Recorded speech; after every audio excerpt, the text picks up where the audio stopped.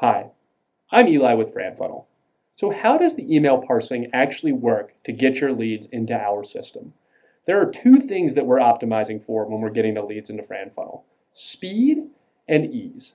Because of this, it's likely that we'll be ingesting all your new leads through automated email parsing.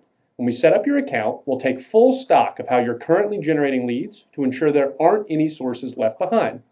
If you're using a CRM, it's possible that we'll simply give you a single email address to include as a recipient for all your leads. If you'd rather us integrate with all your sources directly, we can do that as well.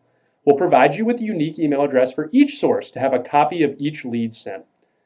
At that point, after receiving a test lead, we should be good to go.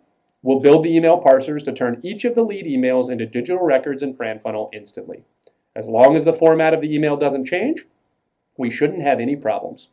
The two most common issues that pop up are either A, the email template changed and we'll need to adjust the parser, or B, you have a new lead source and need us to provide you with a new email address. Just shoot us an email at support@franfunnel.com and we'll be able to help with both.